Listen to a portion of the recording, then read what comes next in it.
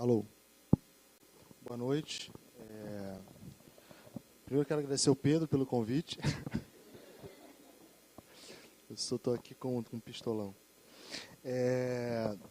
Bem, vou começar a contar um pouco da minha trajetória e como é que isso vira um escritório de arquitetura. E aí a gente trouxe aqui algumas coisas que a gente está fazendo hoje, para, quem sabe, a gente conseguir chegar num debate aí sobre questões do presente e tal. Eu me formei na FAO em 2003, eu já trabalhava como autônomo desde 2002, já tentava ter um escritóriozinho em casa.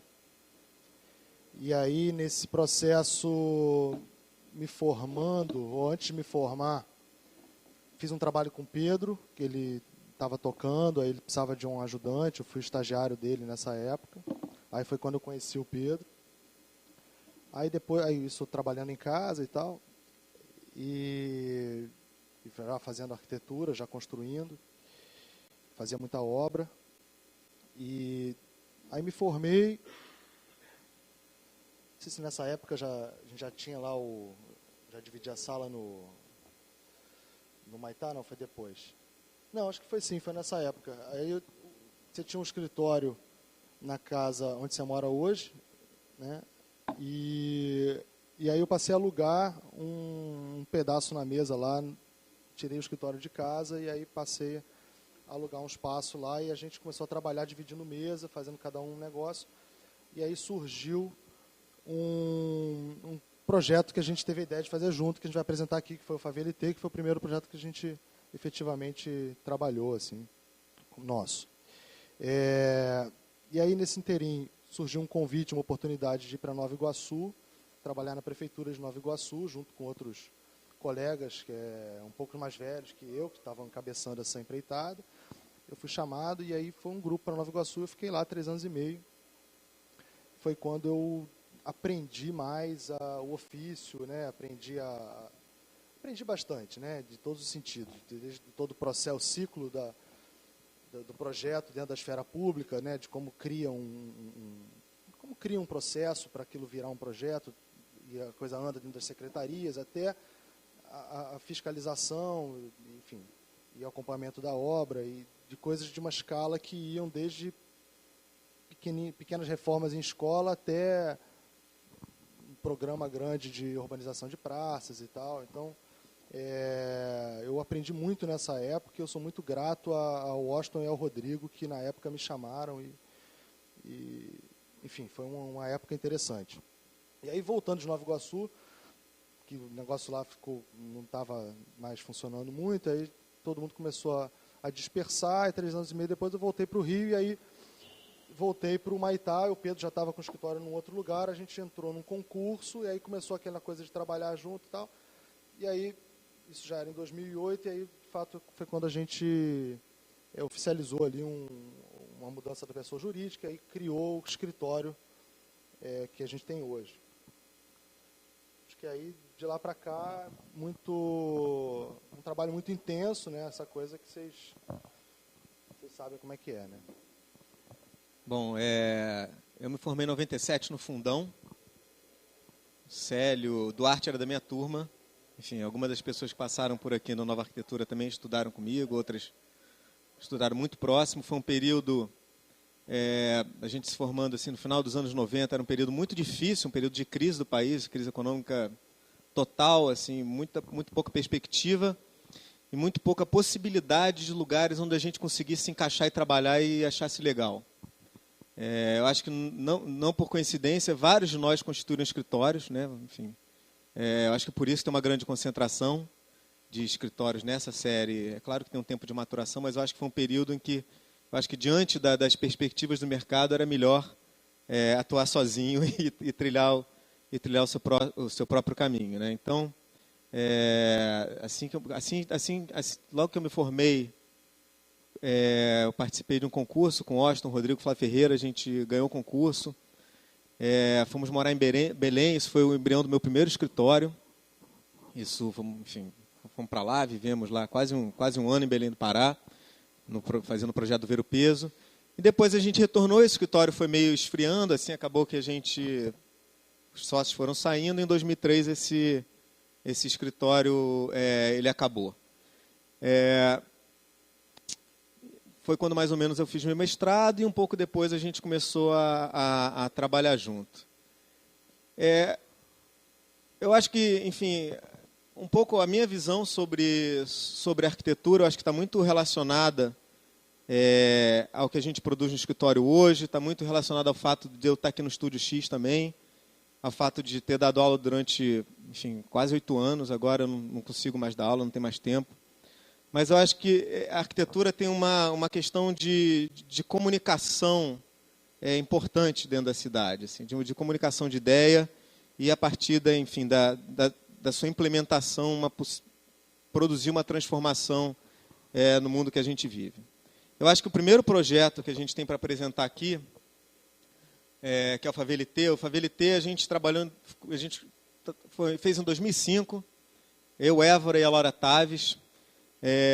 Enfim, foi o nosso primeiro trabalho junto, né, joint initiative, digamos assim.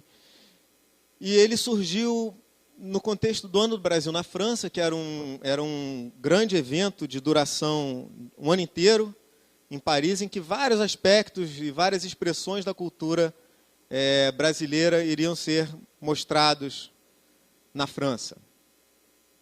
E a gente disse, pô, olha que legal esse negócio, vamos pensar alguma coisa, né? E a primeira constatação era o seguinte: a arquitetura não é cultura, né?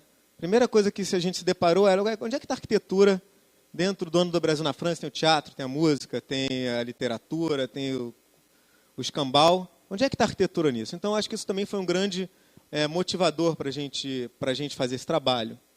Em seguida, em 2005, 2005 ainda é o comecinho ainda da virada, né, econômica do Brasil, e eu acho que de uma transformação profunda, inclusive no entendimento da sociedade brasileira.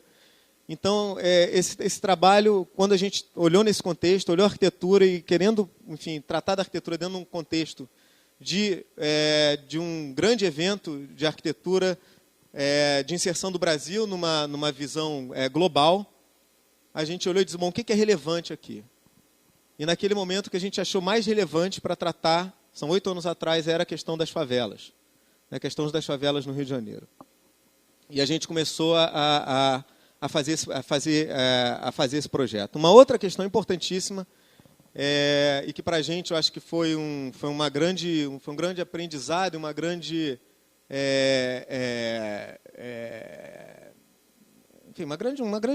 nos permitiu ver com olhos muito claros, uma grande constatação, foi a resistência a esse projeto, porque ele era um projeto que ia mostrar favela no exterior. Então houve uma série de críticas, enfim, publicadas na mídia, de que aquilo era um absurdo, de que não sei o quê, da imagem do Brasil, etc. e tal.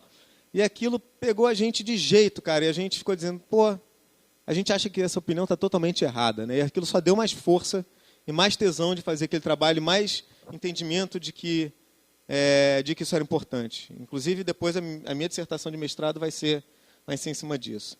E, basicamente, esse projeto ele era uma instalação monumental, uma colagem de fotografias, que a gente gosta de chamar de documentário, um documentário em formato de exposição. Porque ele apresenta, enfim, várias camadas de informação a partir, não de um filme, mas a partir de um painel.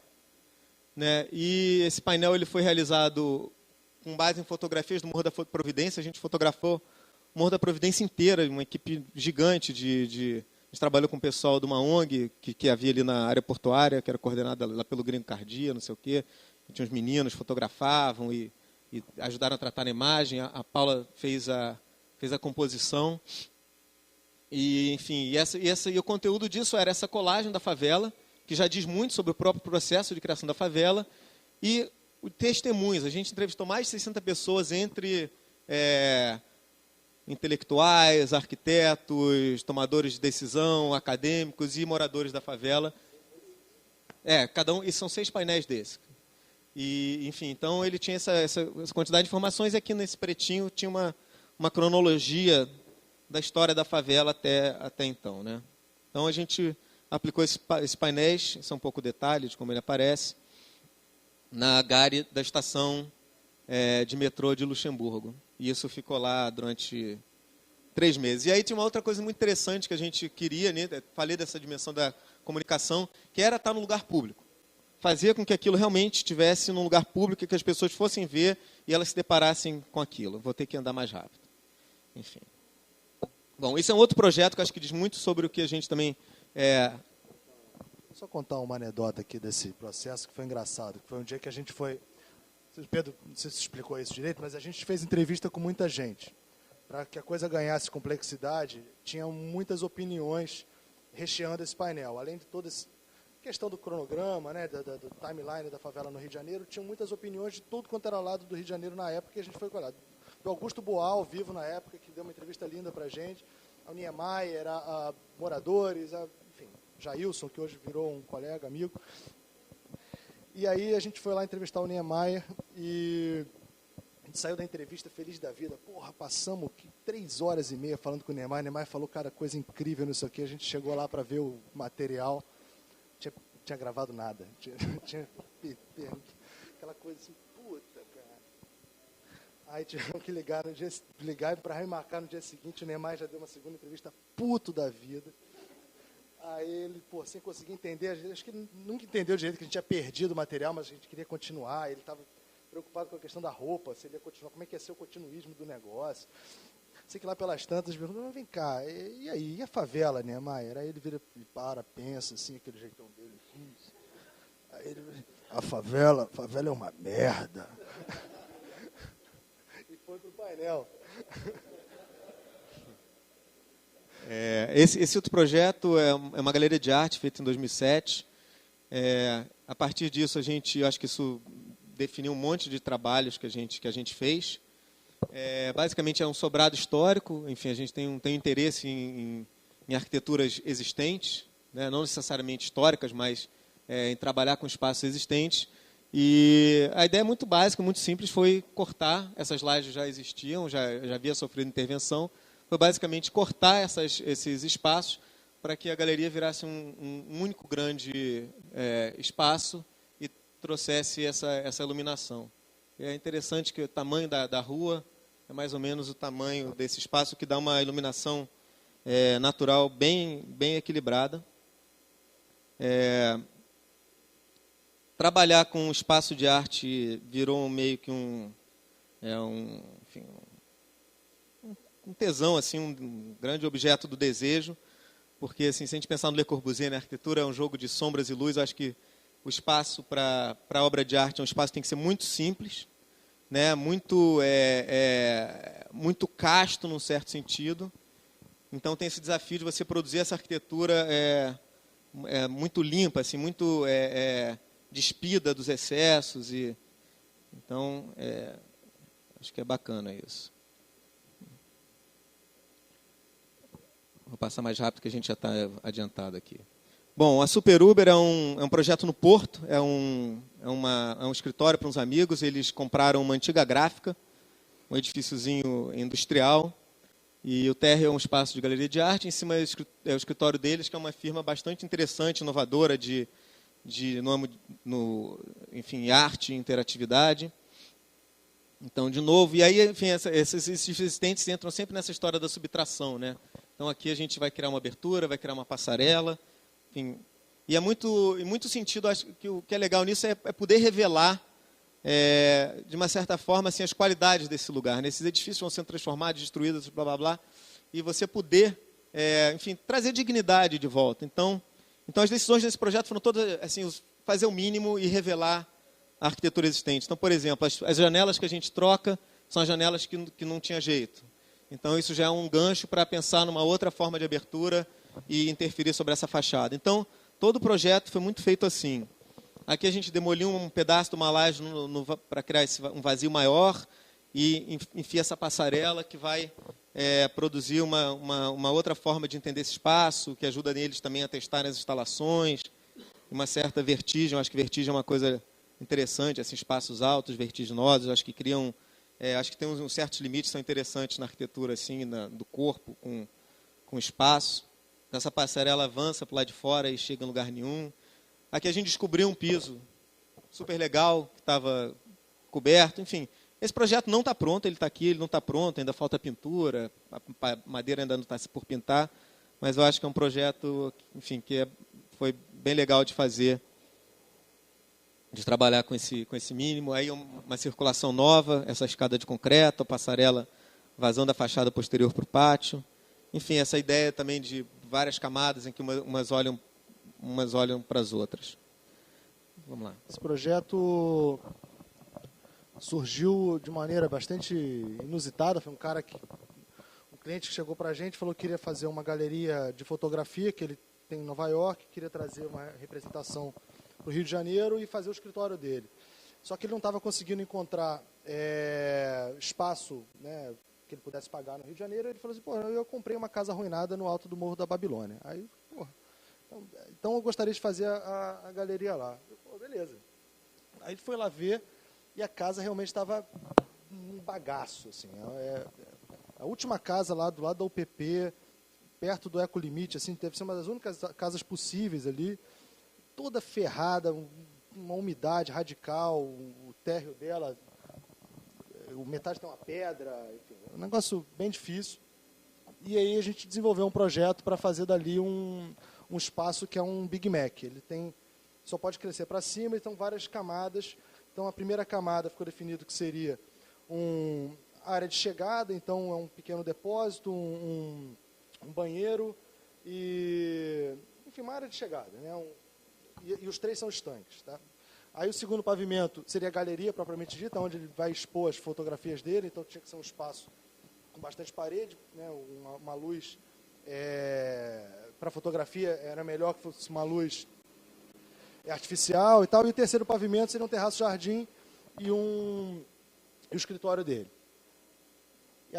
E como a própria favela, aí foi uma experiência interessante, porque é um cruzamento de um programa de arte com a questão da favela, da dificuldade de construir no alto do morro, tudo tinha que ser de alvenaria, não podia pensar nada mais assim, porque é muito difícil chegar com material. Mão de obra também era local? Mão de obra, enfim, uma complexidade grande para tentar fazer uma obra nessas condições. Não podia nem fazer uma nova fundação, porque não tinha como crescer e tal. Então, aproveitando tudo mais ou menos existente.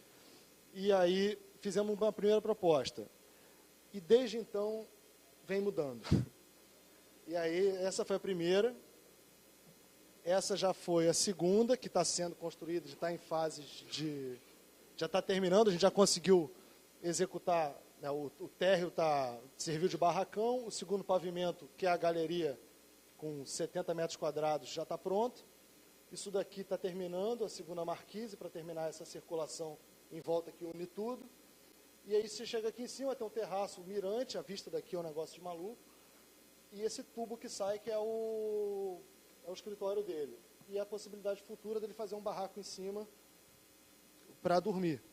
E tem uma coisa que essa circulação ela vem, contorna o edifício para chegar lá atrás, e ela tem uma circulação dupla, que é pelo teto dela, e na verdade hoje em dia isso vai ter guarda-corpo. Então, duas circulações paralelas. Daqui vai descer para cá, e aí você tem uma dupla escada. Mais ou menos isso.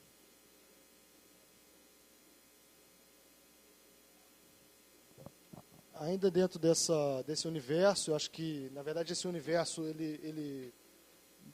a gente vai atrás dele, ele vai atrás da gente, essa questão da arte, da favela, parece que... E aí surgiu o convite para fazer uma transformação de um galpão na beira da Brasil, ali na Nova Holanda, na Maré. Começar a fazer essa transformação, isso em 2010. Para o projeto Travessias 1, que era um projeto do Observatório de Favela, junto com a Automática, e a gente encontrou esse espaço, que era uma antiga fábrica de embalagem de papel, fazia copinho de papel, pratinho e tal. E aí fizemos uma primeira reforma para o Travessias há 2 anos atrás, e essa agora que consolidou o espaço como um local de qualidade, né, para poder exibir arte ali. E foi muito legal fazer, porque é de um envolvimento radical. E aí, nesse contexto, também surgiu o convite para fazer uma oficina para construir, junto com estudantes, moradores e quem mais quisesse participar, uma oficina da região, para construir a maquete da região.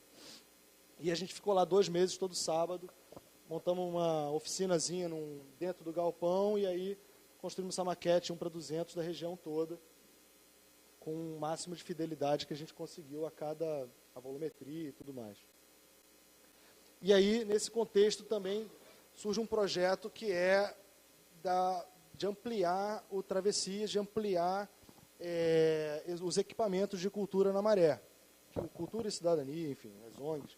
Então, a ideia é que cada galpão ou cada organização, como o BELAC, como chama aquele galpão, tenha ou possa ter uma torre mirante que o localize na paisagem e que ele possa, assim, se comunicar com outras torres e, dessa maneira, você consiga localizar os pontos de cultura que estão naquele território que é muito vasto, do tamanho de Copacabana, com uma predominância de 3 pavimentos, mais ou menos. Então, é uma maneira de criar destaques na paisagem, como os minaretes, né?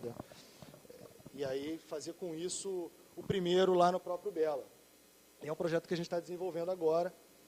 Essa torre agora, esse é o estudo preliminar, que estava avançando já para um anteprojeto, em aprovação, só que essa torre, houve a solicitação de fazer um cinema, que faz todo sentido. Aí essa torre agora andou para frente, então ela saiu aqui de trás e vai estar aqui na frente, junto da fachada, que a gente vai manter. E aí aquele galpão que vocês viram vai permanecer mais ou menos parecido, só que com uma torre que vai ter sala, oficinas, lugar de residência e um mirante. Bom, o Jongo é um projeto que a gente começou há cerca de uns 4 anos atrás, talvez, a partir de uma demanda de uma amiga, a Dione, ela é diretora dessa ONG. Na verdade, o Jongo da Serrinha existe há 40 anos como organização da sociedade civil e há cerca de 10 como uma organização legalmente constituída. E o trabalho deles é manter vivo o jongo, que é uma das raízes do samba, lá no Morro da Serrinha. A gente, então, há uns 4 anos atrás, ela disse, olha, eu tenho essa gráfica aí que está com uma dívida enorme com o governo e está sendo vendida baratinho, eu quero arrumar um jeito de comprar isso, e não sei o que, eu preciso de um projeto. A gente falou, claro, enfim, vamos fazer. A gente fez um projeto para ela, enfim, o próprio projeto ajudou a... Esse foi o primeiro projeto que a gente fez, eu acho. Foi o primeiro? Em 2008. Então faz mais tempo ainda. É. Bom, é um projeto, enfim, mais um projeto de transformação do espaço existente, e o grande gesto dele é criar esse vazio, né, dentro do existente, fazer com que isso acesse um terraço e criar esse espaço meio circular, em que todos possam interagir ao mesmo tempo. Está aí uma vista um pouquinho melhor dele. Esse é um projeto que caracteriza bem uma visão, assim, né? Que, na verdade, esse projeto a gente não coloca nada, a gente tira. Então, é uma antiga fábrica que precisava, na verdade, de uma uma mordida e abrir o acesso para criar uma coisa pública. Né?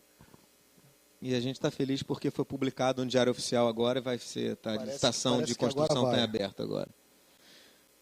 Então, é mais ou menos isso. Enfim, um pouco da cara do edifício final. Esse terraço, enfim, para as atividades deles. E esse grande espaço, enfim, de atividades também. E aí eu acho que o que foge um pouco da arte favela é um pouco o concurso. A gente vem entrando em concurso também desde o início, né? Na verdade, antes do Jongo a gente fez um concurso, não ganhou. E aí no ano passado, a gente entrou nesse concurso e, finalmente, né? Aí ganhou. E aí foi aquela alegria na hora, E aí estamos desenvolvendo. Finalmente a gente foi contratado e agora está tocando o anteprojeto, já estamos fazendo o executivo das partes de serviço. E a ideia basicamente era criar um lugar no meio de um não lugar, de um descampado, de uma quantidade de terra muito grande, onde vai se fazer o campo de golfe. E a ideia está se fazendo. Está se fazendo. Né? E como dentro desse contexto de Barra da Tijuca, de uma paisagem que não te acolhe, onde nada se fixa, como criar um clube, né? Como criar um lugar onde as pessoas, ainda mais um clube de golfe, que, né, não é exatamente um esporte emocionante, então como é que as pessoas vão socializar dentro de um clube de golfe? Precisa ser Então, a ideia foi criar uma praça. A ideia foi criar uma grande praça coberta, que a gente chamou da Grande Varanda, que é uma recorrência, né, em clubes, né, em geral, onde as pessoas se encontram na varanda e vem o esporte. E aí, a partir desse quadradão que a gente nominou, a gente articulou todo o programa, todo o acesso e uma grande vista para o campo. Eu acho que tem alguns aspectos também importantes que, enfim, é uma área de restinga, né? Enfim, essa parte é uma parte bastante maltratada, né? Esse lugar é um lugar bastante maltratado, a natureza muito maltratada, mas ainda assim, enfim, é muito importante ter um toque muito cuidadoso com o lugar. E uma das decisões que a gente tomou no começo, que disse respeito a isso, e a próprio contexto de Jogos Olímpicos, foi de que fosse um edifício leve. Né? Então, o edifício é um edifício todo metálico. A gente vai mostrar as imagens velhas do concurso, porque a gente não pode mostrar informação mais recente. Mas, enfim, tem maquete, tem outras coisas, mas não pode mostrar, enfim, soluções. Mas, enfim, a ideia de que o edifício não tocasse no solo, que, enfim, esse grande jardim pudesse penetrar, enfim, por entre meio a arquitetura, e que a construção fosse uma construção leve e limpa, enfim, para causar o mínimo de impacto e ter o máximo de agilidade possível, visando os eventuais e naturais apertos de tempo que a gente já sabia que iam ocorrer em algum momento, os nossos atrasos culturais. E é um sistema pavilionário, então o que foi bacana é que, enfim, a gente fez no concurso distribuir os usos nos pavilhões, mas na hora do vamos ver, a gente tem uns consultores do Professional Golf Association que a gente rearranjou tudo. E a solução para o pavilhão se mostrou muito eficiente, porque a gente realmente conseguiu rearticular as funções sem perder a arquitetura. Nesses pavilhõezinhos aí. Então, um pouco isso aí. Fala um pouco de materiais. Volta anterior, só para mostrar, falando dessa eficiência dos pavilhões, porque eu acho que isso foi um aprendizado mesmo. A gente acabou quase assim, não dizer acertando no que não viu, porque a gente imaginava, mas foi mais do que o esperado até. Essa ideia, né, a princípio, de criar essa barra composta por partes do programa que se distribuindo, essas duas que não se comunicavam, possibilitou hoje, várias coisas aconteceram nesse processo, e isso cresceu um pouco. E isso daqui, por exemplo, veio para cá, isso daqui veio para cá, isso daqui ficou óbvio que era o pavilhão de eventos. E a gente estava alocando o pavilhão de eventos numa região menos nobre, com uma vista pior. Então, a gente pode pegar e colocar num outro lugar. Então, o processo de desenvolvimento do projeto e entendimento também do que era o golfe, do que é uma partida, um campeonato de golfe e tal, possibilitou que esse partido acomodasse transformações e o projeto agora continua intacto. A gente consegue ver que está igual, com mudanças programáticas grandes até. Os materiais, a gente pensa num grande deck de madeira, certificada naturalmente, que vai perpassar praticamente todos os pavilhões. E com isso ter permeabilidade. Então, à medida que chove, você consegue manter a permeabilidade do terreno, né? E aí a grande cobertura, que eu acho que é o elemento que mais se destaca, em membrana,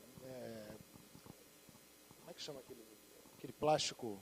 PVC, PVC. É uma membrana rígida, ela está toda formada por essas vigas de madeira laminada, que são sustentadas por esses caules de um tubular, né, de um aço, e funciona como implúvio. E aí daí vai vir boa parte da água que a gente vai usar para fazer um lago que tem aqui, vai seguir por aqui. E a gente vai ter que falar com o Duarte e com o Pierre, porque a gente não quer que seja um espelho d'água, mas que seja um ecossistema. Acho que é isso, gente. Valeu.